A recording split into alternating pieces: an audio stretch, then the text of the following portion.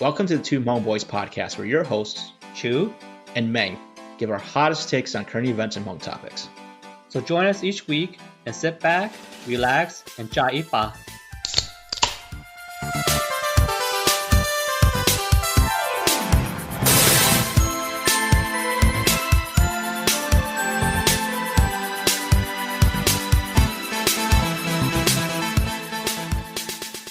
Hey y'all, welcome to our 5th episode of Two Hmong Boys. We're really glad you guys tuned in today. We are your hosts, Chue and Meng, and on today's show, we're going to do a deep dive into respect and how Hmong men perceive respect.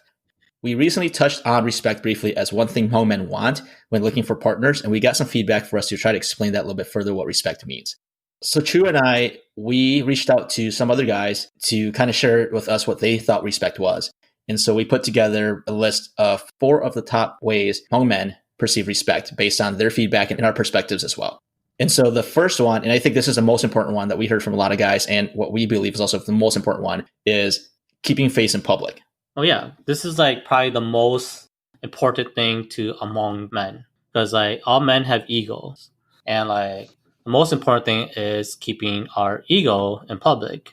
So like the saying that my parents used to tell me, when we get married and shit is like, or like they tell the wives, is so that's pretty much just saying like straight up, like in public, don't embarrass your husband, don't talk down to him, pretty much don't bring drama up. And because of our ego, we do care what people think of us, regardless if it's a random person or stranger we haven't met or if it's our close friends. And I know people might say, well, that's just dumb. Don't have an ego then, right? But I think that's besides the point. I think the point is men do have egos. Then how do you work with a man and his ego in a sense, right? Yeah. So I think an inflated ego and too big of an ego is a bad thing. But to say men shouldn't have egos either, like we're being unrealistic then at that point. Yeah, that's just straight up lie, because if men don't have ego, then women wouldn't be attracted to them. Mm-hmm. Yeah. That's why nice guys always finish last. Yeah, because they don't have an ego.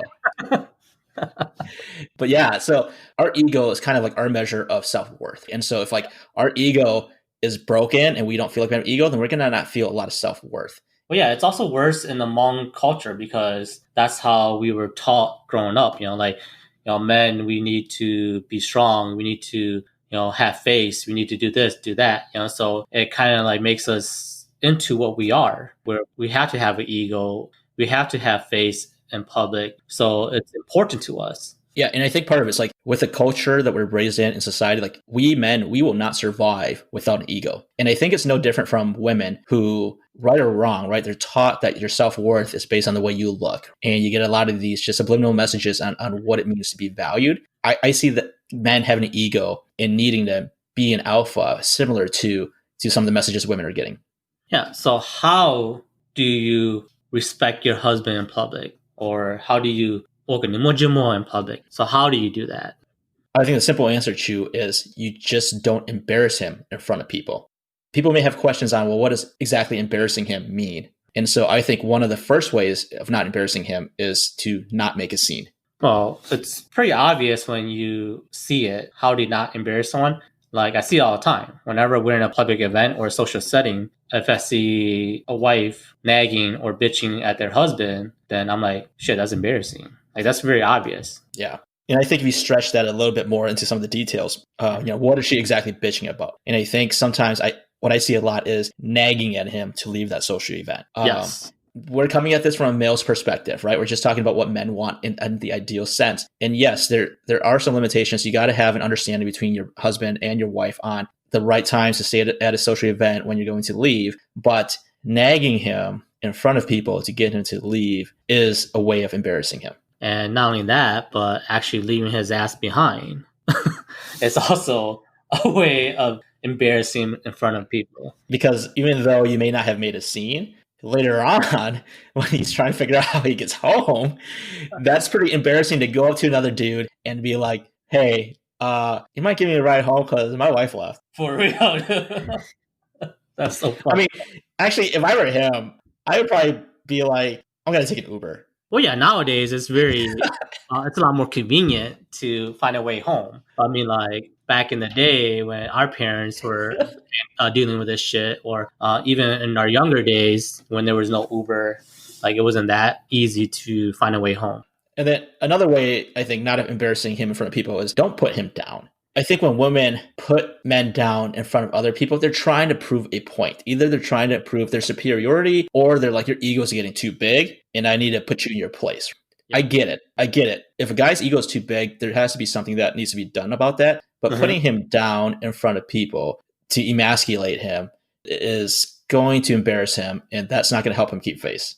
Well, yeah, that's just the same as like contradicting him, like in public. Like, okay, if he's out of control, yeah, that makes sense. But I mean, if he's just making some offhand remark that's not that big of a deal, like relax. You don't need to go. True. Actually, I've been told you never tell a woman to relax.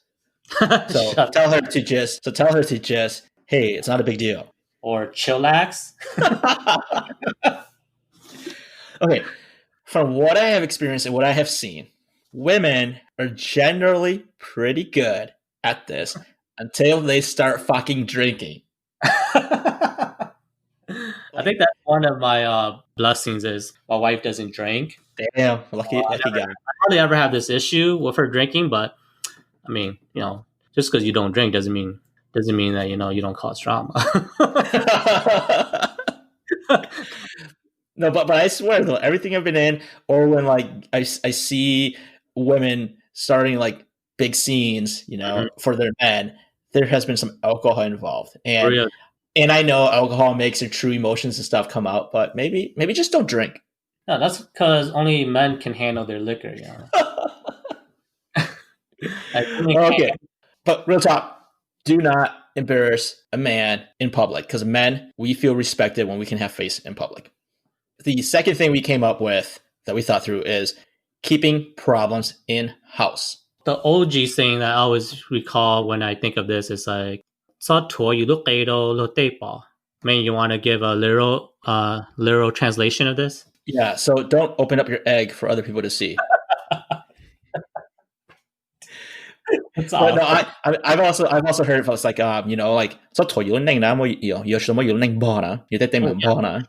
and so Chue, why is this important for men to feel respected? Well, yeah, this mostly has to do with reputation.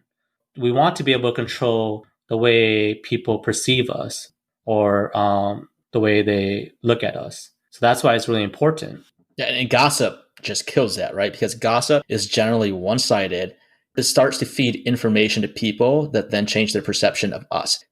And from personal experience, I understand why women might do this sometimes, right? They're frustrated, they need to let things out.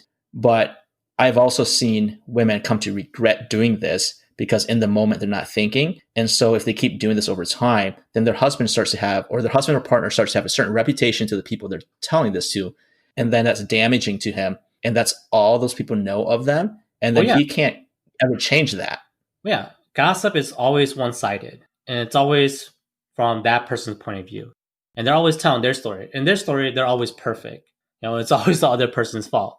So like when Hmong women do this to us Hmong men, they're only highlighting the bad side of us and not the good. So whenever someone looks at us, they only see the bad. And now, like, how are we going to recover from this? Like, for example, right? Let's say your wife was saying all these bad things about you to this particular friend. And now this friend only thinks you're a bad person. So if you were ever to hang out with your wife and this friend, how are you supposed to act around her when she already thinks you're just a bad person? Well, yeah, because the whole time when your wife was bitching about you to their friend is like, leave his ass. He doesn't deserve you, blah, blah, blah. But then in the long game, you end up staying with him. And now your relationship with their friend is kind of frayed, or it doesn't make sense now. Like, how are you supposed to interact with that person when that person was pretty much trashing you the whole time? Mm-hmm. It is a problem because it's so one-sided. We rather not add to it by trying to fix it. It's not like I'm going to be like, okay, you're saying all these things about me. Now let me get out there and try to tell my side of the story to the world, to people, etc. And so this is why it's just a problem. But this is not to say women can't talk about their own problems with people, their circle of trust, or people they care about, or have a support system. But this is just to say, don't do it publicly. And with the people that you do it with, just be cognizant of what you're saying, because it has implications beyond just that immediate situation. Oh yeah, for sure. Yeah. So Chue, from a male standpoint then, how do we feel like someone is keeping problems in-house? The most obvious thing is don't blast your husbands on Facebook. Like that's just so common sense. Don't fucking do that. That's not that fucking hard. True. Life wouldn't be as fun if I didn't see all those posts on Facebook. That's true. Because if those posts weren't on Facebook, this podcast wouldn't be here now. You know what's even funnier and what makes me lose moral respect for men is when they respond and they fucking blast their wife back on Facebook and social media. Then I'm just like, see, your wife already disrespected you by blasting you, which led you to disrespecting yourself by blasting her back to try to stand up for yourself. Oh, bad situation. That's stupid. Like, yeah, a real man doesn't stand up for himself. A real man puts all his problems in a little box and puts it in the back of his mind, until, he has like an aneurysm or a stroke and then goes into an early grave. Like, that's just how a real man is. And that's why men die sooner than women do. Yeah. All right, but for real, okay, yeah, don't blast on Facebook. Another thing is like, don't gossip about them at social events. If you're doing that, you're not really trying to get problems off your chest. You're gossiping. And if you're going to actually talk about problems, you would do it in your circle of people and friends that you confide and trust in. Well, yeah, that's the obvious way to go about it in a healthy way. Yeah, and so when you do have to talk about issues, I do think you got to present both sides so you don't paint a bad image of your husband to your friends, so that when you have future interactions with that person, or your husband has future interactions with that person, it's not awkward. And then the third thing we were hearing, and we think is somebody that's a Luna. Mm-hmm, for sure.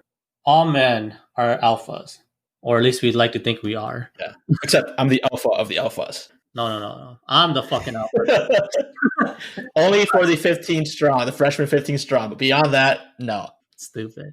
But yeah, if you're an alpha, you don't want someone to talk down to you because that's just how it works. Yeah, because outside the home, people respect us. It doesn't matter if we're educated or we're not. There's just mutual respect where we are, whether we're working a company job or you're bossing in the corner C-suite office, right? Like your peers respect you. And so it's important that Hmong women also respect us because we're used to being respected wherever we are. Yeah, and that's why, like, if you have issues, you want to speak about your issues cordially, in a way that you guys can resolve the issues. Because, like, once someone starts bitching, then of course you're gonna start bitching back, and then it's just gonna be like a fucking cat fight or like a bitch fest, and then nothing gets resolved. It just keeps escalating. Mm-hmm. So how can you show a man, or how does a man perceive that somebody 这海路? I think the most important thing is verbally appreciating him. Ooh, that feels good. Because yeah, man, we're not perfect. Like, we're gonna make mistakes, but when we do make a mistake, we need you guys to forgive us.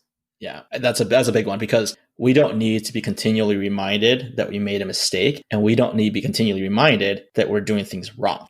Because remember, when we're outside the relationship, this is not happening to us. People are appreciating us and our contributions. People look past our mistakes, so they want us to grow. So yeah. And actually, this is actually the most important one. 我现得.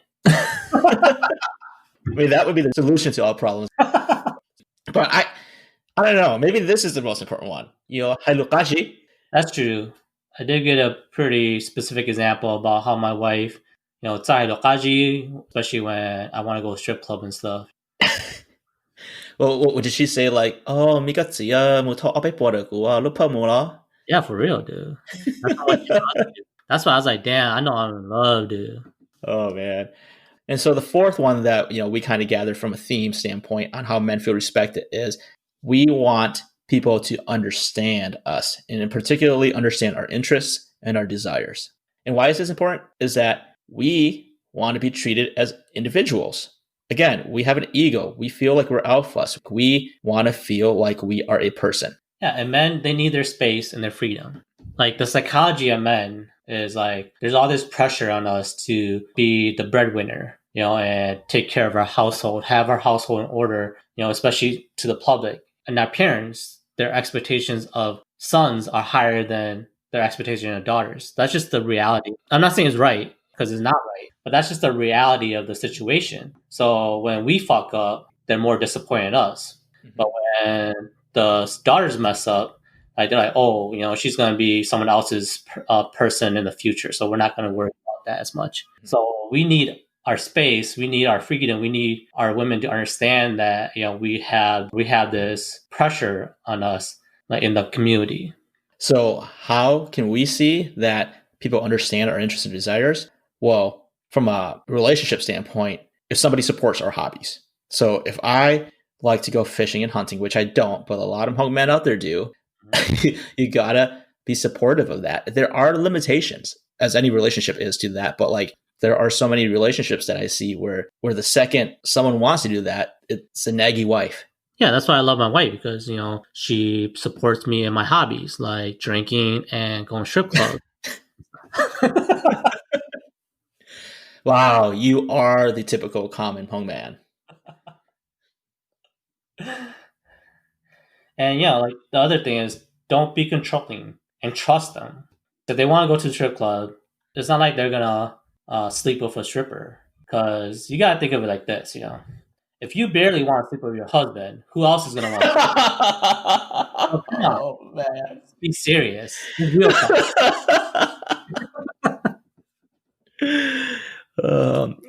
I guess.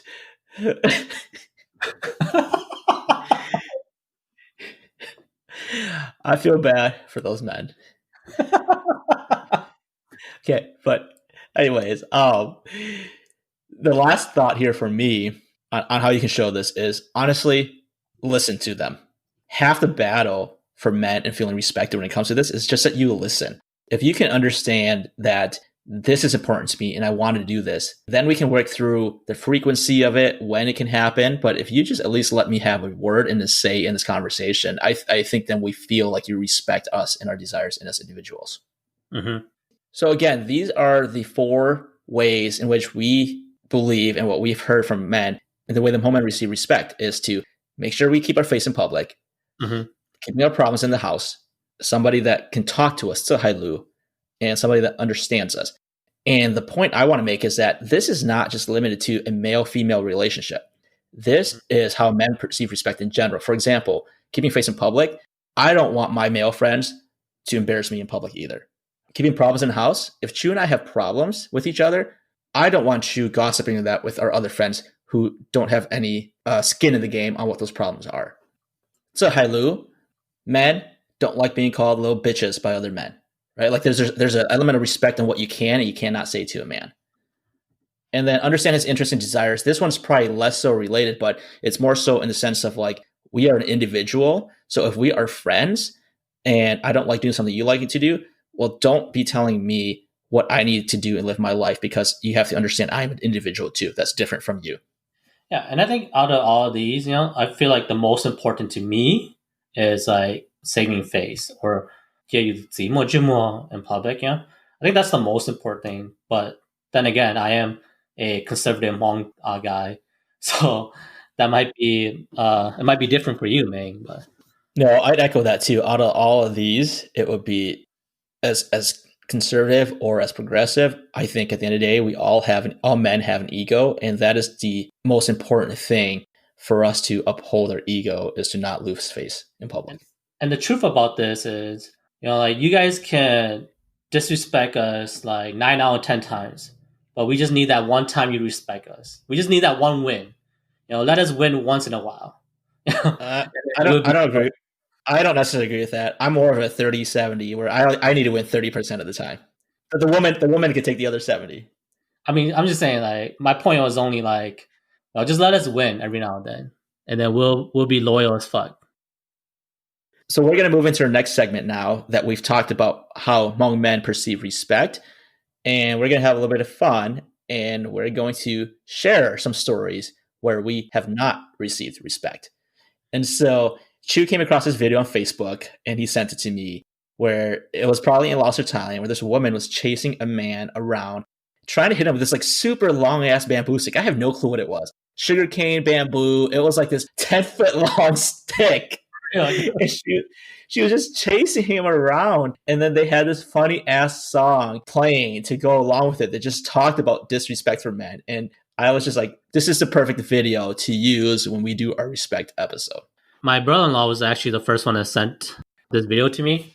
When I watched it, it was funny because he was getting his ass whooped. But what hit me was the song. I was like, damn, this song's so deep. So my brother actually found the actual song, and the actual song is actually called "Nei Bo Tong Lin De" by Chue and Meng.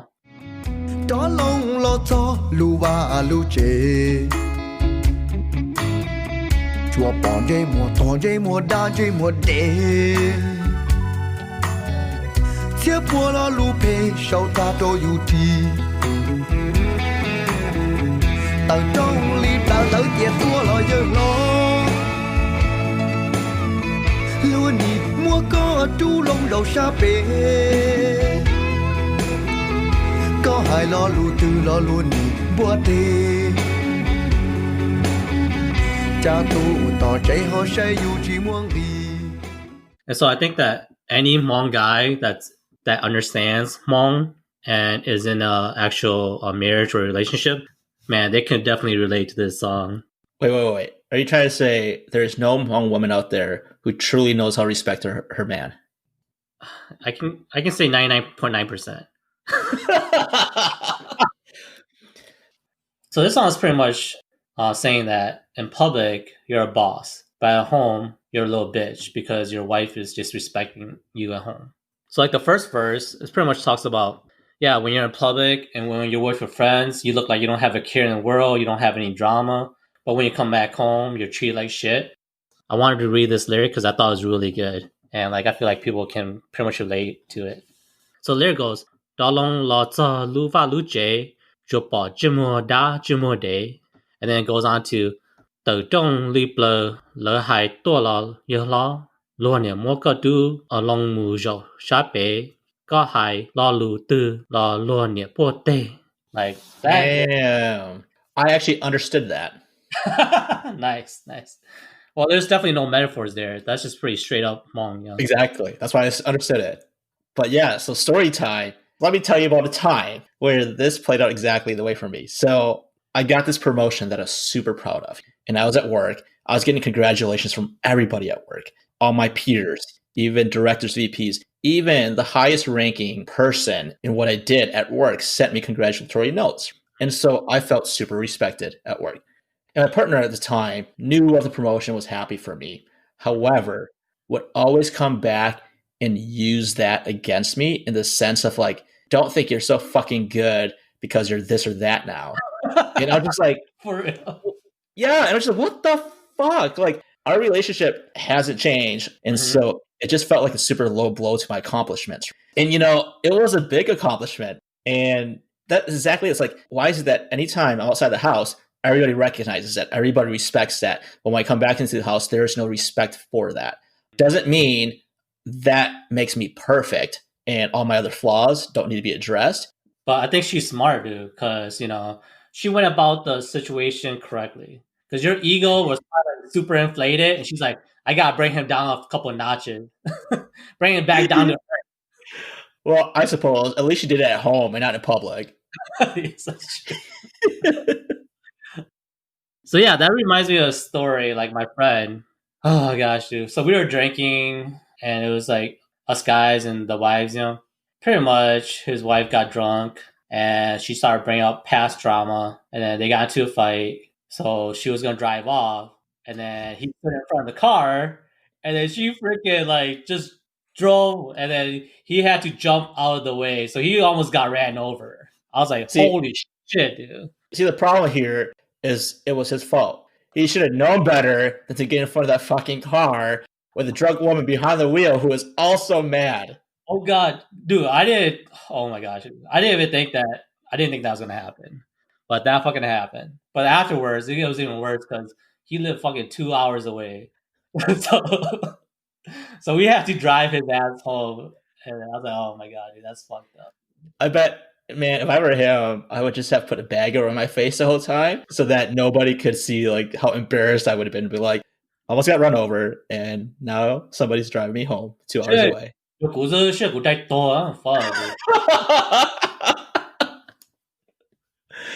Oh man. So moving on, another part of the lyrics, you know, or the song is sometimes you didn't even do anything wrong, but they just want to pick a fight. So they bring up past drama. They always try to pick a fight with you. I could definitely relate to this. This is pretty much normal. I remember one time my friend he picked his mother over his wife. That's a smart guy. So this one time she got mad in public and she brought up this old drama about him picking his wife over her. And I was just like, what the fuck, dude? This isn't the place to be talking about that shit, So I felt really uncomfortable. I was just like, God damn, man, why you gotta do that? But I will say though, this does happen all the time. The fight is never about the current situation. It is never about that current problem. It is always about something else. And For real, dude. It's just a segue to the real problem. Which is like, guys, just avoid problems, period, because you'll never run from it. But anyways, a friend of mine, him and his girlfriend are still fighting about the same problems they did back from 2 years ago. 2 years ago. She always says she's over it. But then every time he does something different that elicits a remote feeling of that problem, boom, they're back into it. They're back to fighting that entire night about 2 years ago. What happened? This is the issue, though. They say they forgive, but they never forget. Women are smart. They always be keeping tabs. Yeah, there's always a scorecard. They are better at this game than we are. No, that's so true, dude. Another lyric that I thought was really deep is like, he pretty much says like life is like a basket, and every now and then you just have to take it off, take a break before you carry it again. So I was like, damn, that's deep because like you have to look good, huh? And luku is like the fucking basket that at your wedding you carry it. Yeah, that I know. Ming, I explain for you. I'm just explaining for the audience. Like this metaphor is so strong, That's why I just want to throw it out there. Yeah, and this plays back to, I think, what we said, one of the 4 ways that men feel respect is to understand us and let us kind of pursue our hobbies and our interests and our individualism, right? And so, sometimes we need space. Like the gu is like the marriage, right? We're carrying the marriage, we're carrying all the burdens of the relationship with us. Sometimes we need to take that off and just have some space and enjoy ourselves. For Chue, that's going to the strip club, For a friend of mine, he's a social butterfly. And so when he's at a bar, he just wants to socialize. But his wife restricts him from going anywhere and having any social interaction. I'm going to be honest. If I were her, I'd feel the same way. Oh, yeah. She just sounds because, like, flirting with random women, like, that's fucked up. I can't support that. But he's just a social butterfly. She's got to understand him. Yeah, I'll be honest. Like, I myself, like, if anyone knows me, I'm a social butterfly as well. But ever since I got married, I know limitations. I know what to do, what not to do. Like, ever since I got married, bam, dude. All my friendships with women, like, dude, I thought you didn't believe in being friends with the opposite sex. Yeah, before marriage, like, there's always a chance that something might happen. You like to be in the friend zone? I'll be honest, like, I'm a really good friend to women because, like, I had a friend that was pretty, and everyone that wanted to be friends with her wanted to get with her. And I felt so bad, dude. I was like, shit, I know.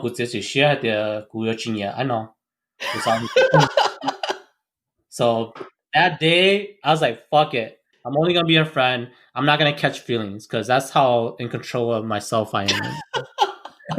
No, true story. No fucking lie, dude. No fucking lie. Okay, friend zone. That's cool. I don't mind being friend zone. But anyways, go back to my story. So yeah, like pretty much the first 5 years, 6 years of my marriage, I pretty much put my social life on hold. I pretty much had no friends, limited drinking. The drinking I really did was only with like my relatives or my friends, But even that was limited. I didn't have any hobbies. I didn't really do shit. But the good thing is, after I did my time, I'm finally free now. Like my wife like, finally gets that, okay, like I proved to her that, I love her and I can dedicate my life to her and the family, the kids, So now she trusts me. So now I can pretty much do whatever I want. But I always have limitations because I set those limitations for myself. Like I have never flirted with another girl. Oh yeah, Chue. What other girl would respond to your flirts? 掏个去包裹上去嘛。Yeah. I drop it the moment, you know what I'm saying? Yeah, that's on the ride too, you know. Monto D, baby. Yeah, that's how we do it, baby. For our last segment, we're gonna do Mong Lu Mong. So let's get serious, dude. Anonymous. My heart is going crazy. I bumped into my ex last week, and he has been on my mind non-stop. He looks great, and he's still so handsome. I didn't think he would recognize me because I got really fat after having 3 kids. He looked happy with his slim and sexy wife. I felt like hiding in a cave because I looked horrible.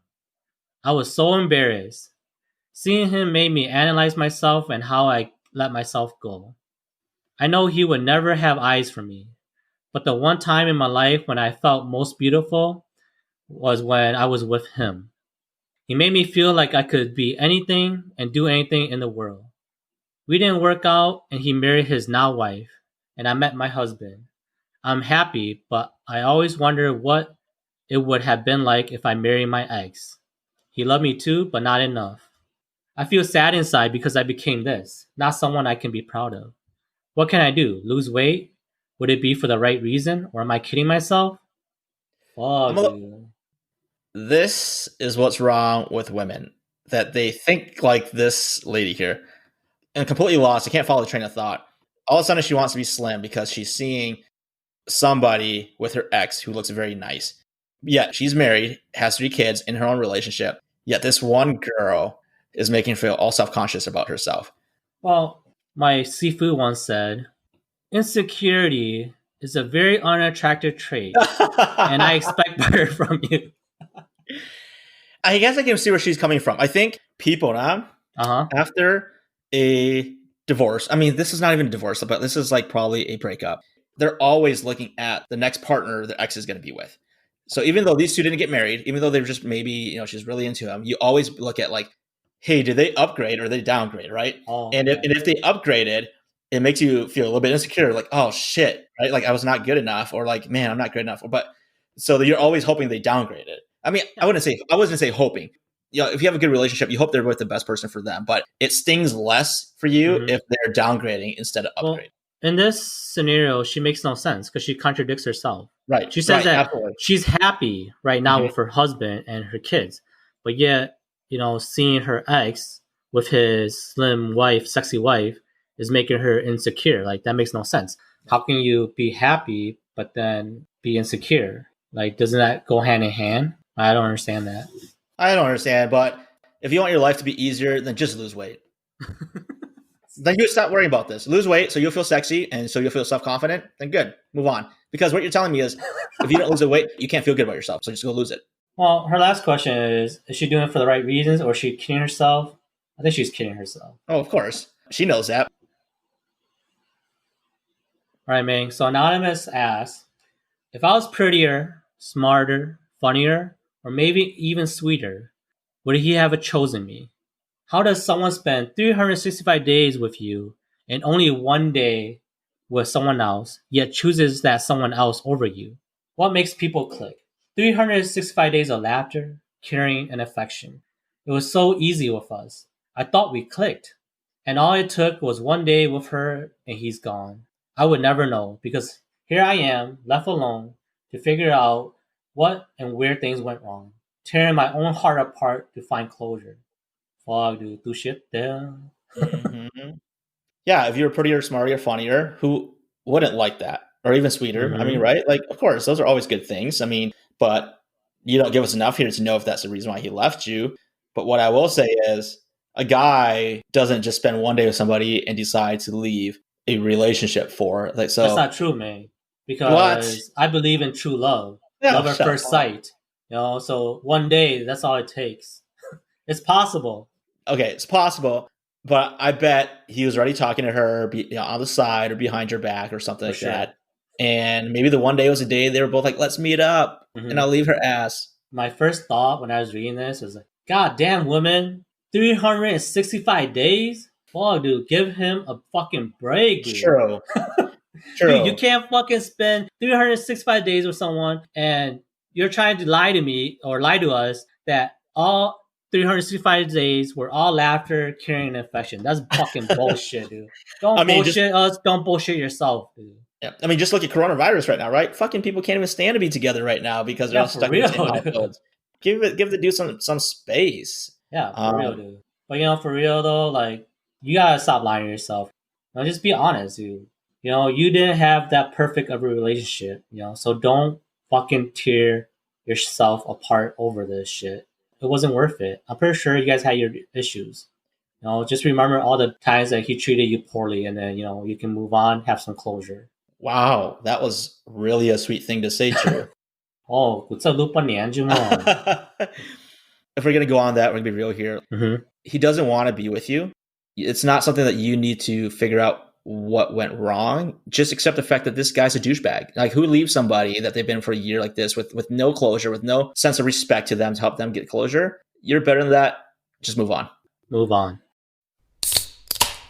Thanks everyone for listening to our podcast.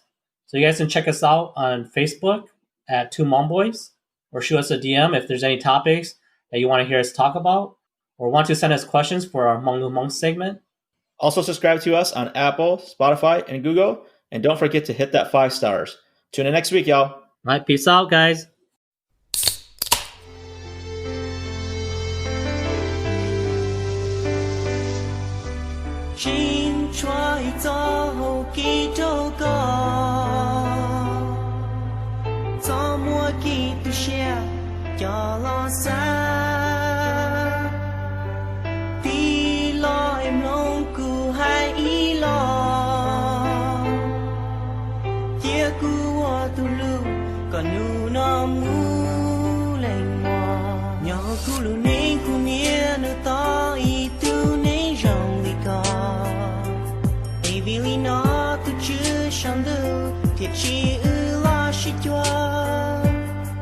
Aku tak kalan dah ku nyanda ku isya ku yo luka